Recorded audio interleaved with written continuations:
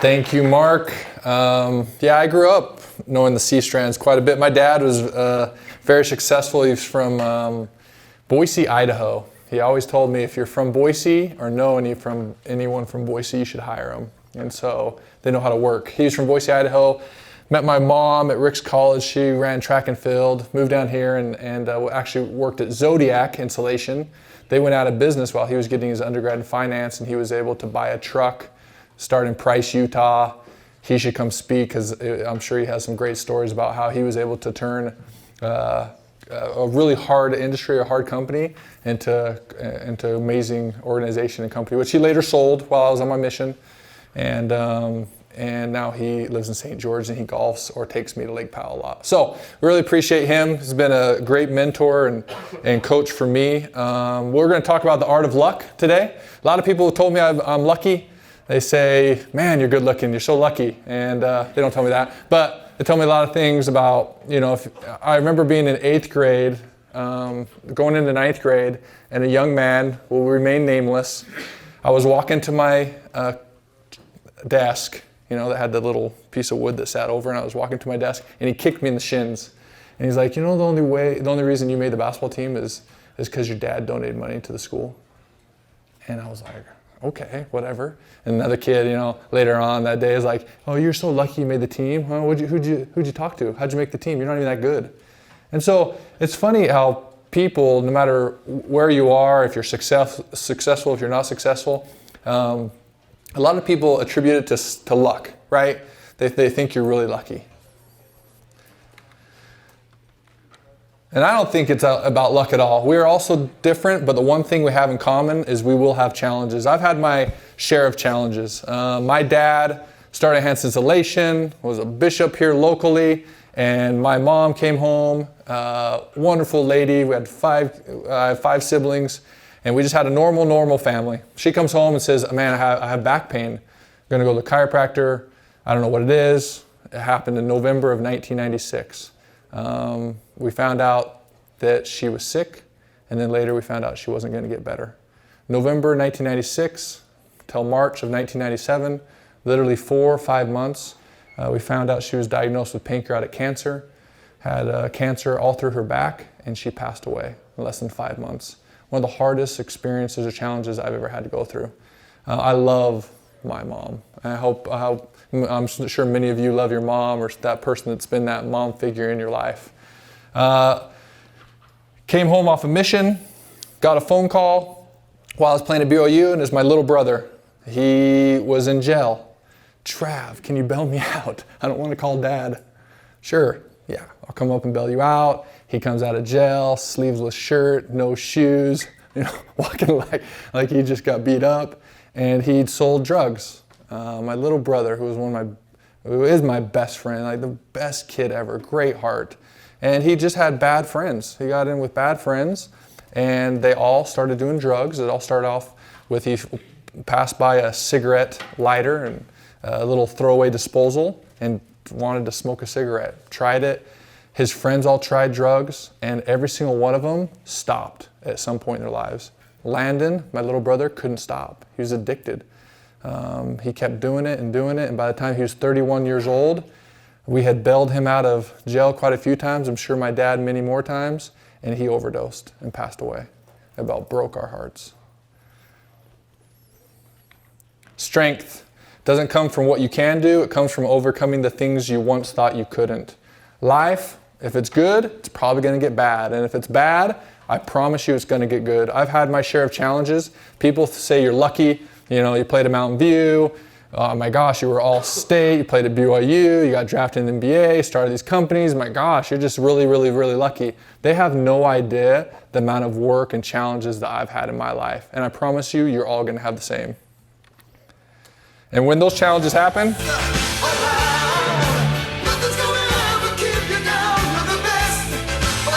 it's the best movie ever. So when those challenges do happen, and they will, I promise you, hopefully you won't have extreme challenges like I've had where my mom got cancer and my little brother overdosed. Challenges that I would have only thought I'd see in a movie, but they happened to me. I love to be positive and to look forward. And so they were really tough, had to struggle with them. And then you gotta, just remember Karate Kid. that you're the best around. Nothing's ever going to keep you down. Lucky people, they choose to be happy. I love happy people. I love people with energy. Our employees are some of the happiest people I've ever met, and that's why I love to be around them. Lucky people work hard. There's lots of levels of hard work. I played for a man. I played in high school, and I woke up, I had goals, and I put them all over my mirrors and windows and everywhere, and I woke up 7 a.m. every single morning by myself, probably in about 6th, 7th grade, and I walked to the church, and I shot, and I shot, and I shot, and I worked out, and I worked out. I finally found a friend that would rebound for me, and I probably made, started off making 100 shots a day or 100 free throws, and I worked my way up to 300. And so I was always pretty motivated, pretty driven.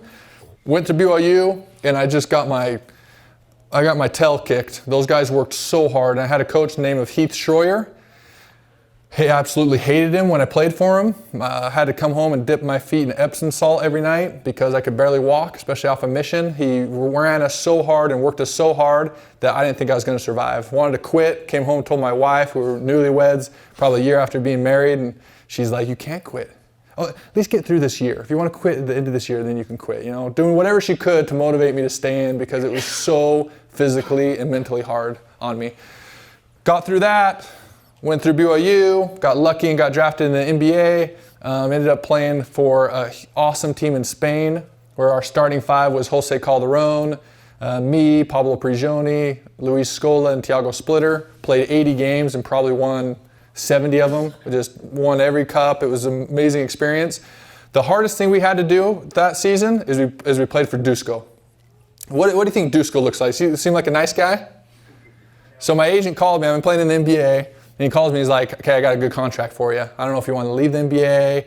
And I'm flying on the plane, playing for the Atlanta Hawks, next to Rasheed Wallace and Jason Terry and Bob Sura and Steven Jackson and all these guys. And I'm thinking to myself, if I die in this plane crash, my wife's going to have to work. I gotta make some money. I paid, an exorbitant amount of taxes. In the NBA, you get taxed by every city you play in. So when I came to play the Jazz, based on my income, I'd get taxed in the city that I played in. So I filled out 28 tax returns while I played in the NBA. Kobe Bryant says, it shows that he makes $20 million. Guaranteed he takes home about 11 million because you just pay such high tax because you get taxed everywhere you go. So I was going to go to Spain, good contract, great money, paid for first class tickets, my living expenses, paid for our cars. But the one caveat is you're going to have a tough coach. He's a little bit like Rick Majerus. And I'm like, okay, I've had Heath Schroyer, I've had some tough coaches, I can deal with that. I show up, start playing for Dusko. This guy is inhuman. That face right there, I don't like to look at it because I have bad nightmares. he was so mean to us. I showed up from the NBA and we're shooting half-court shots, right? If you're late, you'd put $100 in and it'd end up being in a bucket, and eventually, we'd shoot half-court shots at practice for the pot. And it was just really laxed. It was really easy. And then I got to Spain playing for Dusko, and we practiced 3 times a day. I remember the first time I got to Spain, took us up into the mountains, and I practiced 3 times in one day. Woke up from 7 a.m. to 9 a.m. First thing, we woke up and we did abs right off the alarm clock. After that, we ran in the mountains. He really liked to run in the mountains because he thought the terrain, being a little bit rocky, was good for our calves and good for our legs. We ended up, doing 1-on-1 and 5-on-5. I was army crawling to bed just to survive. And I wanted to quit. I wanted to quit bad. And I actually remember running in the mountains, and all my teammates they just dealt with it for so long. They were running ahead of me, and I'm thinking, what am I doing here? I want to quit. And I remember thinking of a teammate I played with that he wouldn't quit. That if he had this opportunity, he'd do everything he could to suck it up and to work hard. And so I kept fighting, I kept pushing it. And honestly, every day was survival. It's a lot like starting a company. Every day is just survival. And I got through it. We had an extraordinary career, and Dusko has been super successful. The guy works so hard. And so, as you can tell, lucky people work hard, but there's different levels of work. So you think you can work hard? I thought I worked so hard in high school. Waking up at 7 a.m. every day for a 7th grader? Man, that was like hard work. And then I get to BYU, and he sure is killing me. And I'm dipping my feet in Epsom salt. I'm like, oh, I've never worked this hard. And I didn't think there's another level. And then I go to Dusko, and man, I was surprised at how work ethics have so many different levels to them. We live in a time when sacrifice is out of fashion. So many times we've been hiring quite a few people. In Tasani companies, right now our stats are we hire 1.9% of all our applicants. The main reason for this is we're trying to find PLUs, and they're really hard to find. People like us, people that work hard, that are cool, that have all these different attributes and talents, and they're hard to find. And the number one factor between them all is they're just entitled. And people are just not humble. They're not willing to learn. My lawyer tells me this all the time. He hires 5 people. 2 are good, 2 are bad, 2 are good, and 1's great. Why is the 1 great? Because they're humble. They're actually willing to listen. They ask questions. They're not entitled at all. McNeil Walker, just a tremendous young man. I served a mission in Chile, Santiago. His dad was my mission president, Rolly Walker. This guy was an entrepreneur. Do you guys remember Sounds Easy? You guys remember that? You were able to walk in, buy a pizza, and rent a movie? That was a great idea, right? He sold that business. His dad was a potato farmer. And then he started Sounds Easy along with multiple other businesses, and ended up being my mission president. McNeil Walker served a mission to Mexico, and he recently passed away. He's 21 years old. He's probably back from his mission 6 months. He was an entrepreneur too, owned the Big Red Barn in Idaho Falls, Idaho. He grew pumpkins and sold them to the community, did train rides for kids. Him and his cousin Chase were just entrepreneurs at heart. And they grew that little business up till he bought his own FJ Toyota. He was so proud about it. Sold it, and he called me literally maybe 2-3 weeks before he served a mission and said, Travis, I sold my FJ, I got $30,000, can I invest it in Tasani? And we talked about it and the pros and cons of what he wanted to do. And he got back off a mission, was driving his tractor down to the Big Red Barn to prepare for fall and prepare for the pumpkins, and a semi-truck driver was driving by texting, and later analysis came out that he had sent hundreds of texts while he was driving and wasn't paying attention and hit McNeil while he was on his tractor. The tractor turned over and McNeil passed away, and it crushed his family's hearts.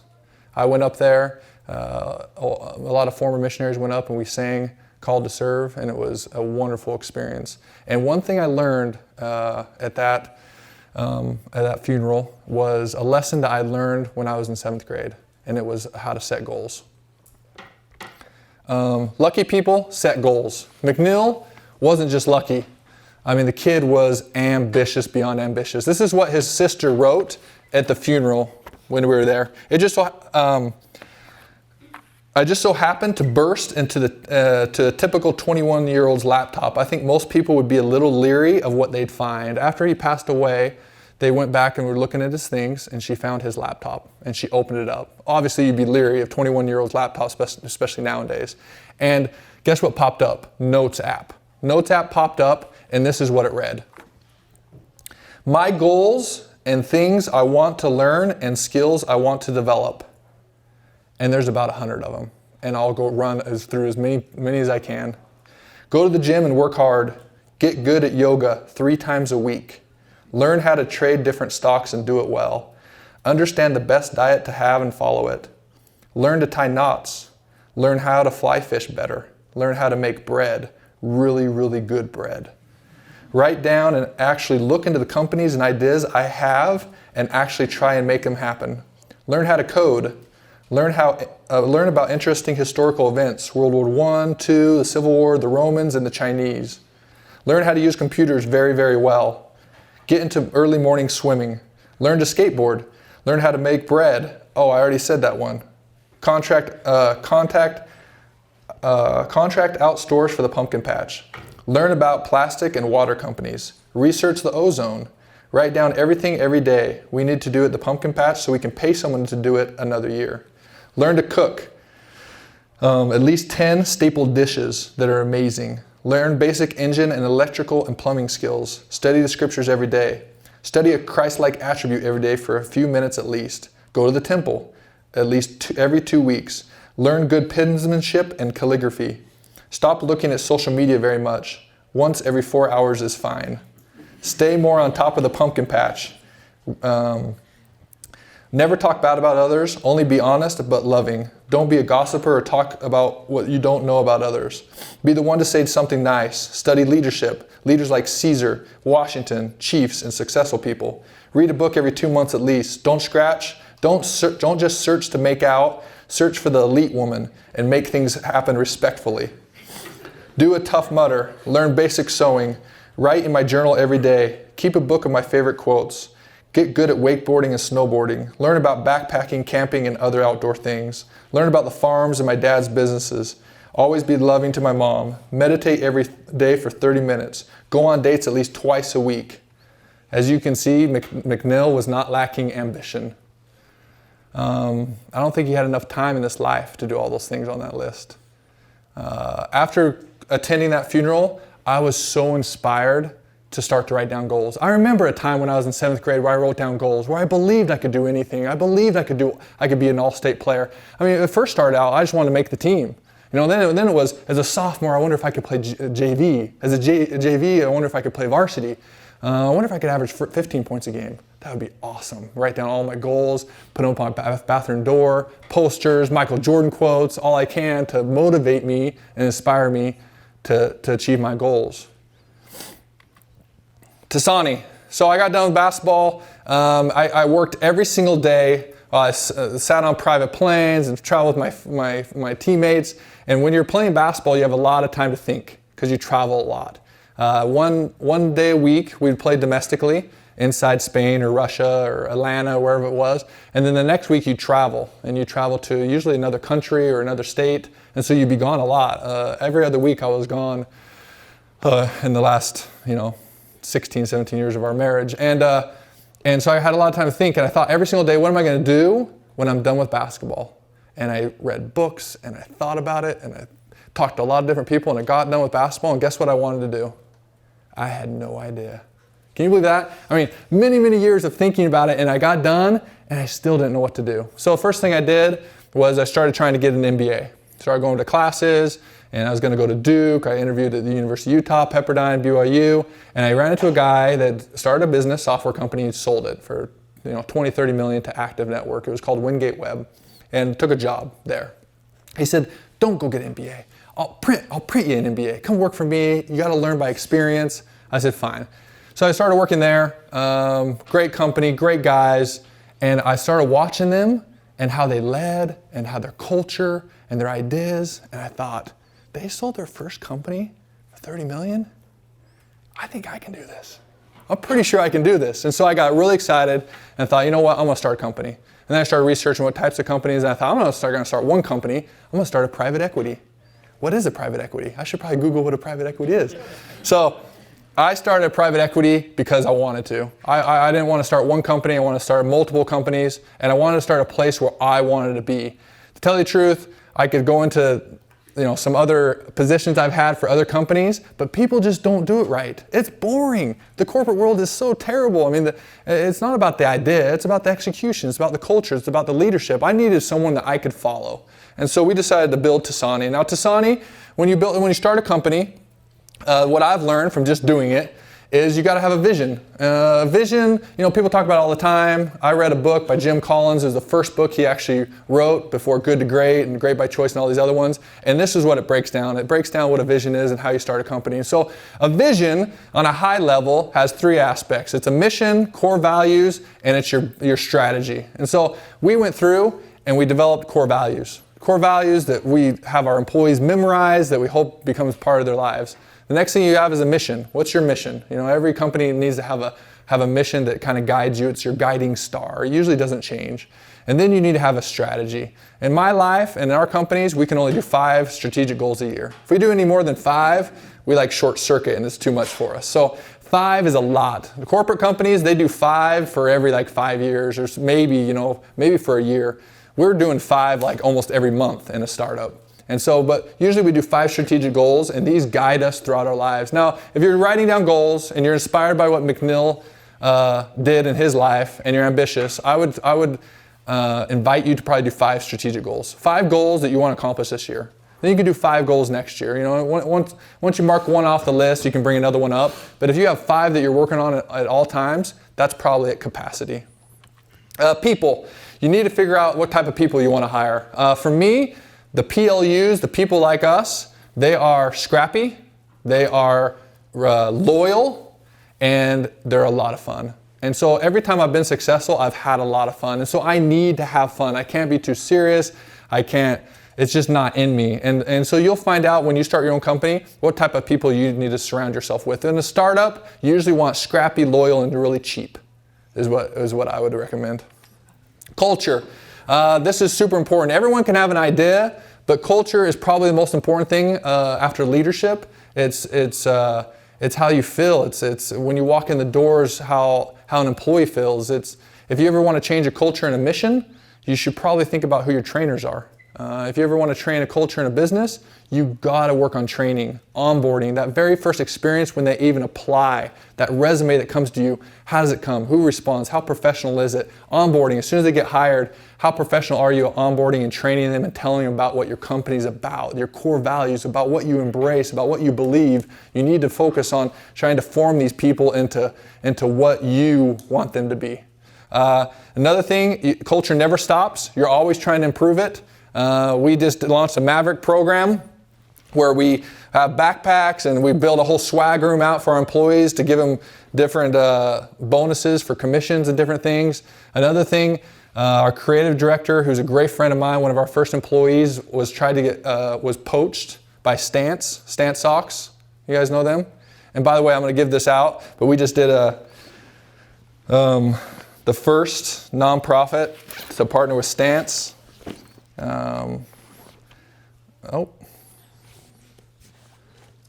Those are another pair of socks that we're going to give away.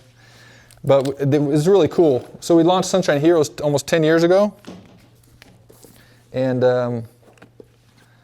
we finally partnered with Stance on a pair of socks that we've been working on a long time. So Sunshine Heroes Stance socks, which we're pretty pumped about.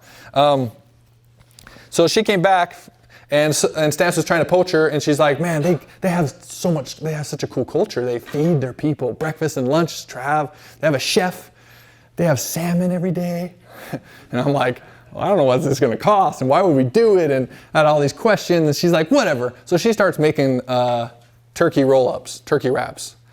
I hate turkey wraps, right? But she liked them, so it's good for her, right? So she starts making them, and everyone started coming in and eating them, and so she kind of forced me to remodel our office, to put a kitchen in, and put a chef in. And during this time, she convinced me by data. And she said, all your employees are thinking about eating around 11 o'clock, especially Mormons. We don't, the only thing we do, we wake up in the morning, you're like, okay, what's for breakfast? As soon as you're done with breakfast, you're like, all right, what's for lunch, right? That's like your excitement. That's your best part of your day. And so 11 o'clock, they start thinking about food. And if they don't start eating by noon, then they start getting grumpy. And then they get less productive. And then 1 o'clock hits. Now they're mad that they didn't eat. So then they have to get something quick. So then they go to Wendy's. Now they're even more mad because they ate chili. Now they have gas and it's just gross. Right? So she convinced me that we'll have more productivity by feeding our employees. We'll have a better culture by feeding them. That's the one thing we can do as a company to stand out. So we hired probably the most genuinely loving person, a mom. And we found a mom. Her name is Mindy. And she's the heart and soul of Tasani, absolutely. And so she's our chef. And she makes a culture that was probably a 7, a 10, absolutely every day. So the next thing we work on is execution. You can talk all you want about your idea, but you got to execute. And that's really hard. And so when you talk about execute, I always wanted to play in the NBA. I always wanted to start Tasani. Execution is all about making a plan, 5 strategic goals, and then you start chipping away at them. And that part really stinks. That's the hardest part, to have the perseverance and the ability and the attributes to chip at your goals every single day. And those are those little choices that eventually build up and they aggregate into those bigger choices. And so, it's fun to sit here and say, we have Sunshine Heroes, we have Tasani, and we've done all these companies, or I play in the NBA, but these are the aggregation and the summary of many, many, many choices throughout our lives. And so if you're willing to make all these little choices, I promise great things will happen. Give back. It's one of our core values. We absolutely love it. If you want to start a company, I think hopefully I've shown you a little bit of a light into how to start it with vision and all these different things. But if you want to be really lucky, you should give back. I have some tremendous stories about how we've given back, and it's blessed our lives 100 times over. True happiness comes from helping others. Poverty versus wealth. This is a great lesson that I learned from our executive director, Wade Alexander, who runs Sunshine Heroes. And it's a lesson that I hopefully learned many, many times over and over again. So we'll go and we build a Sunshine project, and usually this is a community center around the world. We built them. This is our 9th one we're building in Dominican Republic. We're taking a lot of our employees, and we leave November 3rd to finish building it. We have them in Nepal, Thailand, China, Nicaragua, Panama, and it's been just an amazing project that has extremely blessed my life. And so we go to these places and we say, well, you teach us something. We're always the rich American that comes down and teaches you, and they have all the answers anyways. We think we're going to give them all the answers on how to be happy, but they're already happy. And so we say one time, teach us something. And we say, okay, what's the difference between wealth and poverty? So let's have some answers right real fast. What does wealthy mean to you? When I say the word wealthy, what are some things that come to your mind? Wealthy. Go ahead. Wealthy. Well, I was going to answer your question with just saying perspective. Perspective is wealthy? It is based on perspective. Well, the difference between poverty and wealth is perspective. Okay, when you see a wealthy person, what do you see? What do they have? What does a wealthy person have? BMW. Their health. Their health? Anybody else? What does a rich person have? What does a wealthy person have? Happiness. Happiness? That's different for everybody? Freedom? And did the Angels win? Well, you're wearing an Angels hat? Come on, man. So they taught us, which was really interesting, and I had this same type of speech to all the captains of every high school in the state of Utah. And as a leadership academy, I went and spoke to them, and every single one of them said, iPhone, nice house, BMW, nice stuff, right? And so lots of times in America and around the world, we think wealth is stuff. We associate it with stuff. And guess what they associate wealth? They said every single person in this world is wealthy in Nicaragua. That's what the lady taught us down there. And we're like, what do you mean by that? And she said, well, the most wealthy person has a mom and dad, and they have great family relationships, and they have great health. But everyone's wealthy in some regard. And so it is about perspective. And it hopefully will help me focus on my life of being more grateful and being more happy, because I have great health, and I have a great family, and I have great relationships, and I have unbelievable opportunities. And I know all of you do too. So to sum it up, lucky people, they choose to be happy. They work hard, they set goals, they're surrounded by PLUs, and they give back. I'll end with this video, all-time greatest video ever. Do we have volume?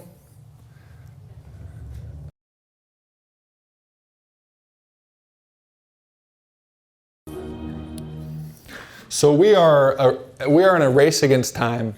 Life is going to go by so fast. I attended school here, played basketball here, met my wife here in the Hall of Flags, and next thing you know, we have 4 kids and 16 years of marriage. We lived in Russia, and we've been all around the world, and it's been just a great ride. So enjoy the ride, but have a sense of urgency.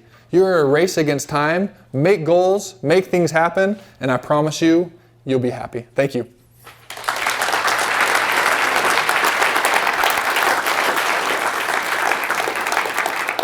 Hey, who's got questions?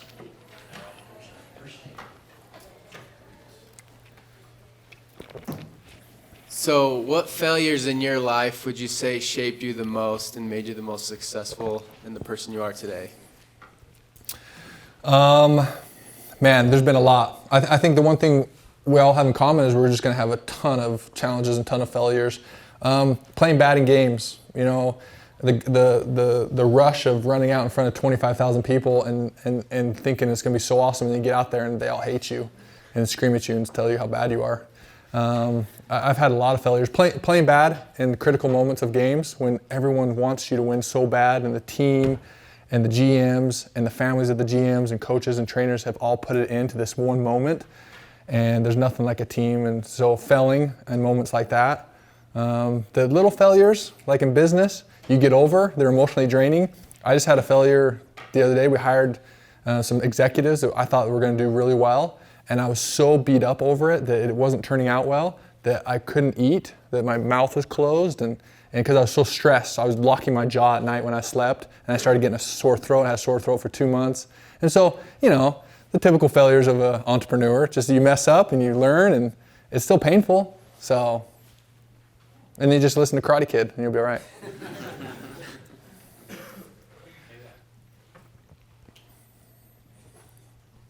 So what does Tasani mean? Wow, that's a good question. It means something? Yes. Tasani was an idea from my wife and our creative director, which we love surfing. Tasani, if you want to come work for us, it's the coolest place in the world, and we'll treat you really well. Breakfast, lunch, full benefits. You get to go to Sunshine Heroes trips. In the last 12 months, we've taken our employees to Disneyland with their spouses, Lake Powell, Panama, and now we're going to Dominican Republic. So it's a pretty cool place to work. Tasani is about surfing. We all wish we lived in SoCal and we're stuck in Utah. And so we've kind of modeled the whole office around surfing, that coastal feel, really light, happy. I'm so mad I don't live on the beach. And so Tasani is the break in the wave. And so we attribute it to we're all surfers, and paddling is the worst part of surfing, but you paddle and work so hard just to hit your set, just hit that one wave. And so for some people it's their paycheck. For others of us, it's a trip or an exit or whatever it is. And that's what Tasani is. Travis, tell a little bit about what you learned from starting the foundation versus starting your for-profit enterprises. Was there much difference there? About the same? What kind of learning experience did you have from those? Yeah, they're absolutely totally different. So it's a fun debate to have. I have this debate with a couple of my friends about what's more charitable, what's more of helping people. Is it a nonprofit that helps people have food and access to clean water and have hope and know that they're loved and be safe and protected? Or is it a business where you help generations? I mean, you help someone be happy when they go home and have a paycheck, and then you can also build on their experiences and skills. I mean, there's nothing more charitable than taking an employee that makes 10 or 12 bucks an hour and teaching them skills. And that's what we ultimately want to have. And so it's quite the debate. I think a nonprofit foundation is really, really, really hard because everyone's asking for the same amount of money. Everyone has a good cause, and then you have to just be creative, and you have to have a ton of passion behind it because you'll get beat up and spit out really quick because there's just so much competition. And at the end of the day, all the money you make, you don't get to keep. You just give back. And so it's this cycle of you just have to really love helping others. On the business side, you get to keep a lot of the money. It's much more profitable. And it just has its own set of challenges. So that's a whole nother class we could go over. We've had our nonprofit for 10 years. We have our 10th year anniversary coming up, and we're really proud of all we've been able to accomplish. So how do you do the balance then in between these different things? Because you seem like a pretty busy guy, you're goal-driven. How much time do you spend on your nonprofit? How much time do you spend on the for-profit? How do you make that balance? Family, so on. A really nice wife that's supportive is really important for if you're going to be an entrepreneur, you better marry really well because she's going to deal with a lot. I hire awesome people. I surround myself with amazing people that can do it just as well or better than me. So I like to come up with the idea and build it. I love creation, and then I'm really not that good at kind of smoothing it out or making it look good or whatever it is and managing it. And so I've been able to surround myself with awesome people. And that's probably the hardest thing you'll do as an entrepreneur is who to hire. Do you give equity away right away? I say no. Do you do profit sharing? Absolutely. Do you hire expensive people, executives? Heck no, because you don't know how they're going to do. You find cheap people and you're going to have to burn through them, to tell you the truth. And so a lot of them are going to be guinea pigs for your learning experience. And if they're not working out, I say fire them. If they are working out, I say pay them a ton more money and be loyal to them, and then build them and promote from within. And that's probably how the best companies are made. So we promote from within, and we're going to take a lot longer to build a company. We have 0 investors, and so we're not going in and bringing a ton of investors in so we can do a rocket ship and so I can be on the Utah Valley magazine, right? We're going to do it really slow, and we're going to take care of our people, and that's a different way to do it. So what's your firing process then? Firing process is if you have a gut feel, it's so hard to tell if they're going to work out, right? So we have a bunch of filtering. These guys could tell you. if we have a filtering, so we interview quite a few times, and we're really slow to hire. And once they come in, we put them through a Maverick program. We have really high expectations. You have a gut feel if it's going to work out pretty quick. The hardest thing is you just don't react on that after a while. You take too long. And so we try to fire really fast. Executives took me almost a year, and they're a lot more polished, a lot more fog and mirrors, a lot more talk, and a lot less scrappy. And so that took me a little bit longer to find that employee out. But I think the best advice I could ever give you is to follow your gut. If your gut says they're not going to work out, then your gut is right on. Now your gut comes from all these things you're learning. So listen to me and read a book and talk to a friend and talk to your wife about it. And all these receptors come into your gut that allow you to make a good choice. Okay, I have a question for Laurie. So you've been through, the whole history of starting the businesses with Travis. What have been the highlights and what have also been some of the challenges you may not have expected in starting businesses? Okay. So I would say the highlights would be getting to know employees and like building relationships with them and just seeing how talented people are. And I'd say probably the toughest challenges have been watching Travis come home stressed and trying to figure out what to do and just kind of I sometimes feel like I'm a psychologist, like just listening and observing and sometimes saying what I feel would be good to do, but in the end he makes the decisions. But highlights are just seeing employees that are just good friends and seeing them move up the ladder and become higher in the company. Do you get to know your employees really well to where they're, even after they leave, they're good friends? Yeah, we try to build a relationship with everybody. And so almost, I say half, Noel would have to back me up on that, we've been able to find another job. And firing is really interesting. And so one thing I've learned about firing is there's a couple times where they messed up or they lied to me or, said they had a terminal illness, they didn't. Some weird stuff happens when you hire people. People are unique. And so I get mad, I say, why would you lie to me? We're going to let you go. And it's such a wrong way to look at it because everyone's so different and everyone's makes the choices they make. And so the best way to fire people is to try to convince them or have them convince themselves that they should do something else. And so one was, hey, what do you really want to do? And she's like, I want to do this. And you're like, well, why don't you do that? And she's like, maybe I should. I'm like, yeah, absolutely, we'll help you. I'll warm intro you into some other people and you'll do that job and you'll do it really, really well. And she's like, that's a great idea. And we end up hugging and out the door, And so to try to do it in a way that benefits them and you by far, it's such a small world, especially here in Utah, it's the better way to do it if you can do it. So I've got a question that kind of goes along the line of firing and hiring. As we, as a generation, as a group of people, move forward into a more integrated multicultural society, how do you deal with, you talk about hiring the PLUs, right? But what if your PLU comes from an organization or a culture or a country that has a really, really different ethic? They're just as driven, they're just as scrappy. Sometimes they're even cheaper than the people here in Small Valley, Utah and whatnot. How do you deal with the cultural divergence between those people who are really PLUs, but they behave and act almost in a way that seems contradictory to the way you would normally think to behave or act? But they'll work just as hard. They'll produce the same product. They'll do it for cheaper or the same price.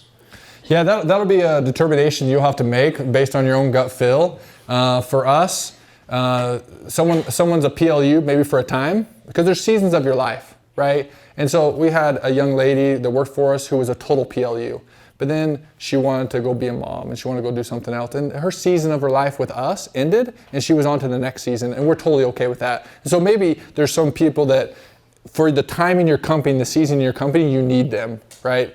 Demographically, location-wise, whatever, and they're maybe not the perfect PLU. They have a few subsets you don't agree with, but maybe they're going to be with you for a season, and then you're going to find another person that's better, and you'll move them on. And so things aren't always perfect. You're always trying to do a balancing act, but I always try to look at it as seasons in our life, that right now, a season, our company's pretty good. For our 5 strategic goals we're trying to go after, we're good. And I'm happy with the PLUs I have now, but hopefully that changes in the future. Hopefully we can find even better people or improve the ones we do have.